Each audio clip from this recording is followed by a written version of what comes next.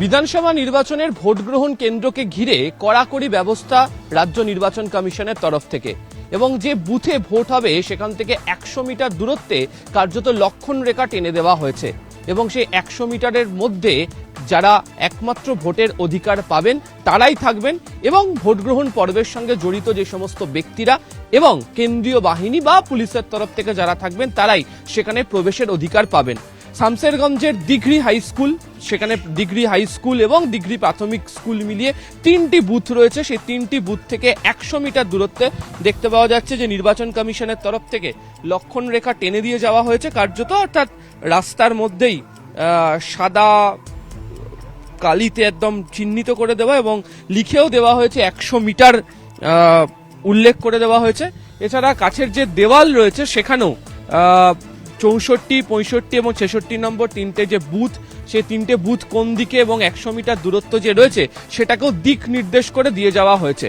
ফলে এই জায়গাতে নির্বাচনের দিন সকালবেলা কেন্দ্রীয় বাহিনীর জওয়ানদের পাশাপাশি যারা ভোট গ্রহণের কাজের সঙ্গে যুক্ত থাকবেন তারা এখানে উপস্থিত থাকবেন, এবং যাদের সচিত্র পরিচয়পত্র রয়েছে অর্থাৎ যারা ভোট দিতে পারবেন তাদের সেই সচিত্র পরিচয়পত্র দেখা হবে, এবং তারপরেই এই 100 মিটারের গণ্ডি বা লক্ষণ রেখা টপকে ওই ভোট গ্রহণ কেন্দ্র পর্যন্ত পৌঁছানো যাবে।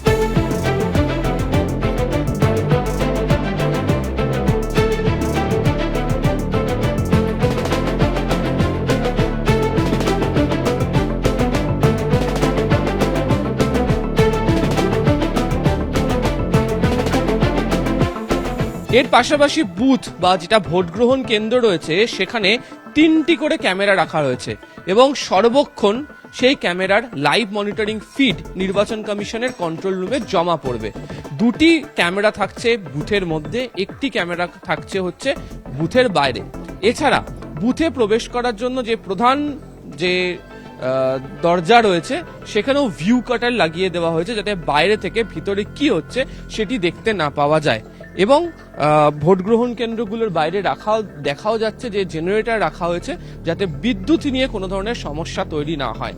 এই অংশে অর্থাৎ যেখান থেকে বুথে প্রবেশ করতে হবে সেখানে যেমন কেন্দ্রীয় বাহিনীর জওয়ানরা থাকবেন, বুথের বাইরেই ঠিক কেন্দ্রীয় বাহিনীর জওয়ানরা থাকবেন, এবং 100 মিটারের যে দূরত্ব সেখানেও কেন্দ্রীয় বাহিনীর জওয়ানদেরকে রাখা হবে।